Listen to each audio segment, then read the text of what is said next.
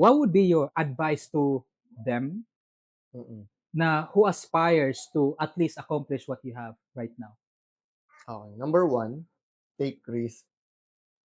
Ah, kasi after graduation ng nursing, puwede naman akong medyo medyo risky 'pag mag-shift ng career. Mm. And one of the good thing about me is medyo risk taker ako. Mm. Parang nag-shift ako into from nursing to career to real estate. And I'm also risk taker when it comes to investments Mm. and when it comes sa mga properties. Mm.